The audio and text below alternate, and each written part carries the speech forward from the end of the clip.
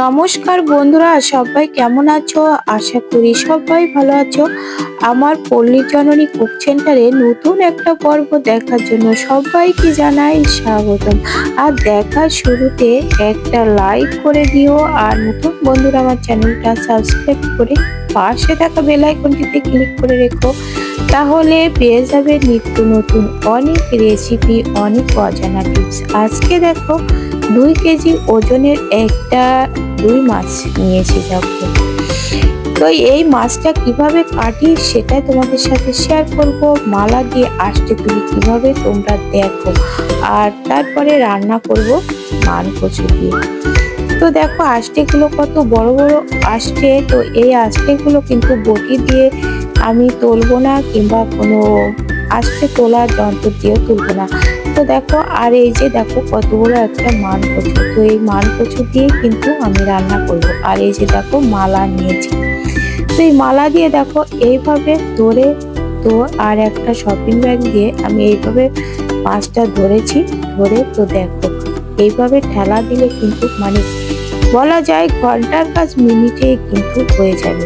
তো দেখো কত সহজে কিন্তু উঠে যাচ্ছে এইভাবে ঠেলা দিয়ে। তো আমার মতো এরকম বড় মাছ আনলে তোমরা কে কে বলো তো এইভাবে মালা দিয়ে আঁশটে তোলো? তো একটু কমেন্ট করে জানিও। দেখো কত সহজে আঁশটেগুলো তোলা যাচ্ছে। তো দেখো 1 ফিট কিন্তু হয়ে গেছে দেখতে দেখতে। আর এরকম শপিং ব্যাগ দিয়ে মাছের গায়ে অতিরিক্ত কিন্তু নালা থাকে।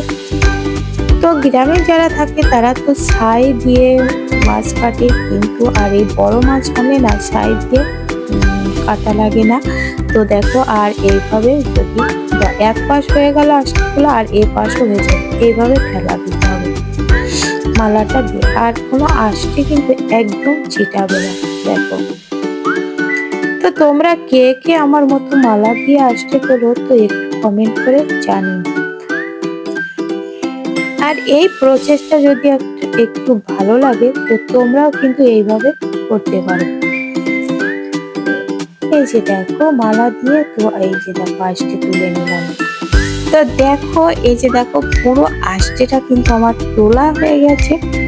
তো এরকম শপিং ব্যাগ দিয়ে এরকম ধরে, তো দেখো মাছটা পুরো কিন্তু সব আঁশটেটা তোলা হয়ে গেছে। তো এই যে দেখো এই মাছটা দেখো কত সহজে, বলা যায় ঘন্টার কাজ মিনিটেই হয়ে গেল। আঁশটে তোলা হয়ে গেছে। তো এবার মাছটা কেটে নেব। এই যে দেখো আমি অফ ক্যামেরায় মাছটা কেটে নিয়েছি। এই যে দেখো আমি এরকম পিস করেছি। দেখো, তো এখন আমি এই মাছগুলো সব ধুয়ে পরিষ্কার করে নিয়ে, তো আর এই যে দেখো মাছের প্যাটা হয়েছে, তেল হয়েছে কতটা, অনেক তেল হয়েছে। আর কত বড় একটা পিপটিটা ফেলে দেব।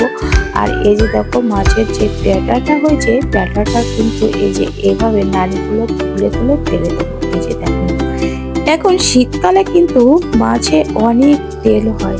আর এই সময় দেখো মাছের নাড়ি কিন্তু কোনো ময়লা নেই, যেহেতু শীতের সময় কিন্তু মাছেরা কিন্তু কোনো খাবার খায় না খুব একটা। তো কোনো রকমে বেঁচে থাকার জন্য অল্প খাবার খায়। তো এখানে দেখো মাছের প্যাটাটা আমি ভালো করে বেছে নিয়ে মাছগুলো সব ধুয়ে এনেছি। এই যে দেখো প্লেটে আমি সাজিয়ে নিয়েছি। দেখো 2 কেজি মাছের কতগুলো মাছ হয়েছে। তো এখান থেকে এই মাছগুলো আমি তো সব রান্না করব না। তো এই মাছগুলো আমি ফ্রিজে রেখে দেব। আর যে কয়টা রান্না করব সেই কটাতে আমি পরিমাণ মতো লবণ হলুদ দিয়ে মাখিয়ে রাখবো।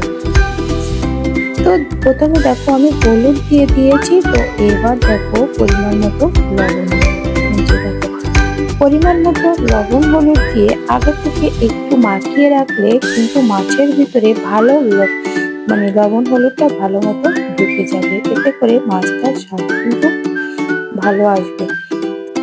মাছের লবণ হলুদ অন্তত 10 মিনিট মাখায় রেখে তারপরে দেখো গ্যাসের কড়াই দিয়ে, তো দেখো তেল দিয়ে দিয়েছি। তেলটা ভালো গরম হলে তো একে একে মাছগুলো আমি ভেজে নেব। এই যে এখানে আমি 5 পিসের বেশি কিন্তু মাছ দেব। তো মাছটা দিয়ে আমি একটু এপিট ওপিট করে একটু ফিরিয়ে দেব, যাতে তেলটা সব জায়গায় লেগে যায়। সাথে সাথে আমি এপিট ওপিট করে তেলটা লাগিয়ে দেব। এতে করে কিন্তু মাছ কিন্তু প্রথমে কিন্তু ভাঙে না। তো যখন একটু ভাজা হয়ে যায় তখনই কিন্তু কড়াইতে লেগে যাবে কিংবা ভেঙে যাওয়ার সম্ভাবনা থাকে। তো আমি এখানে কিন্তু মাছগুলো একটু লাল লাল করে ভেজে নেব। অনেকে কিন্তু আবার একটু কম ভাজা মাছ পছন্দ করে, কিন্তু আমরা কিন্তু এই মাছ একটু ভালো ভাজা না হলে খুব ভালো লাগে, তাই মনে হয় মানে যাদের যেটা খাওয়া অভ্যাস। তো তোমরা কিন্তু আমার মতো একদিন একটু রান্না খেয়ে দেখো যে কেমন লেগেছে। সব মাছগুলো আমি উল্টো পাল্টা করে ভেজে নেব। এই যে দেখো মাছগুলো কিন্তু বেশ ভালোই ভাজা হয়ে গেছে। তো আমি এবার এই মাছগুলো তুলে নিচ্ছি। আর একটা কথা বলবো, এখন কিন্তু প্রচুর ঠান্ডা পড়ছে। তো তোমাদের ওখানে কেমন ঠান্ডা পড়ছে তো একটু কমেন্ট করে জানিও। আর কে কোথা থেকে দেখছো একটু জানিও, তাহলে আমার ভালো লাগবে যে আমার ভিডিওটা কোথা থেকে দেখছে। তো এবার দেখো বাকি যে মাছগুলো আমি সেই মাছগুলো দিয়ে দিলাম, এগুলো ভেজে নেব।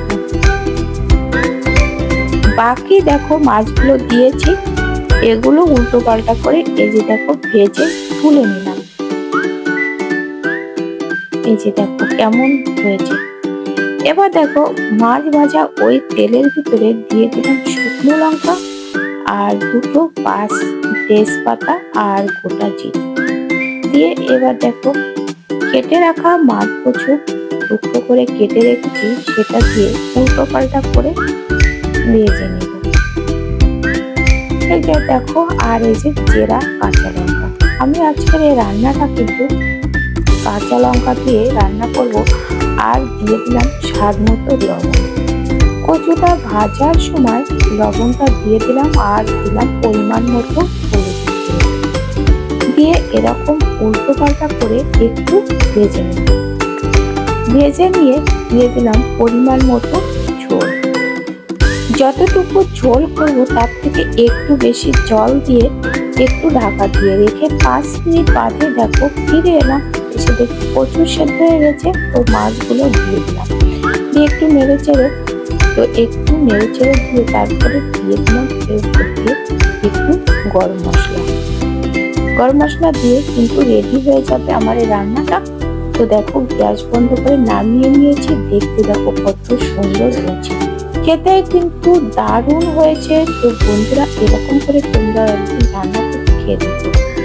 তো গরম ভাতের সাথে রুটি পরাটার সাথে কিন্তু দারুণ লাগবে। তো বন্ধুরা আজ এ পর্যন্ত, দেখা হবে পরবর্তী ভিডিওতে। ততক্ষণে তোমরা ভালো থেকো, সুস্থ থেকো। নমস্কার বন্ধুরা।